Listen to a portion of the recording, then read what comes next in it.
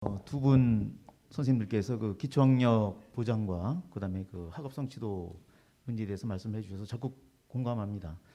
하지만 이제 현장 경험 출신자로서 이제 좀 더 보완을 하고 싶은 게 있다면, 이게 사실은 그 초중등교육법 28조와 시행령 54조에 근거해서 예산이 본격적으로 투입된 게 2001년도입니다. 그게 처음인데, 그때 그 미미한 예산 투입으로 인해서 형식적인 기초학력 그 책임지도라는 게 시작이 됐습니다. 그런데 그것이 상당한 시간이 지난 지금에 와서도 별 차이가 없다는 겁니다.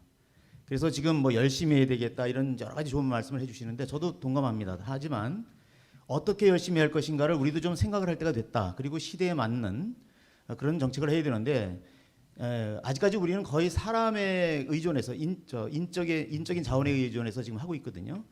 그래서 이제 그나마 이제 여러 시도교육청 중에서 전교조 출신이긴 하지만 전남교육청에서 이 기초학력 책임지도 차원에서 보조 선생님을 교실에 넣어서 하는 거, 이제 그런 걸 봤어요. 그나마 그게 좀 신선해 보였습니다.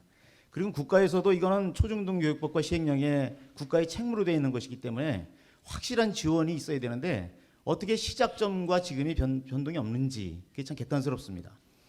제가 여기에 한 가지 좀 제안하고 싶은 것은요, 요즘 이제 그 기초학력 그 부진화가 많이 늘고 있는 건 사실입니다. 그런데 이게 전부 다 요즘에 보면 코로나로 인해서 더 늘었다 얘기를 해요. 이제 심화된 건 있겠지만 사실은 2018년도부터 통계를 보면 이미 기초학력 부진 학생은 늘었던 거예요. 그게 아까 말씀드린 혁신교육정책과도 연관이 있는 겁니다.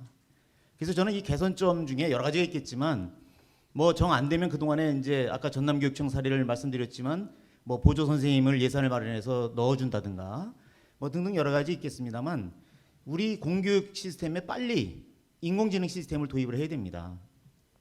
여러분들께서 잘 아시겠지만 미국 같은 데도 벌써 그 메시라는 프로그램을 가지고 한 교실에 있는 아이들이 25명의 아이들이 전부 다 다른 수준별 수업이 이루어지고 있는 거죠. 왜냐하면 인공지능이 그 아이에게 적합한 최적화된 프로그램과 과제를 주기 때문이에요.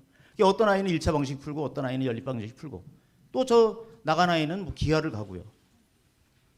그러니까 결국은 우리가 그 전에 수준별 수업 한다면 전교조나 이쪽에서는 애들의 열등감을 준다 해서 우열반이라 해서 난리 났었죠. 이제 바로 그런 문제가 자연스럽게 해결이 되는 겁니다. 그리고 또 영국 같은 데도 보면 TSL이라는 그런 회사가 있는데, 거기는 결국 그걸 이용하는 아이들의 수준을 파악해서 일주일에 한 번씩 45분 정도 이 수업을 해줍니다.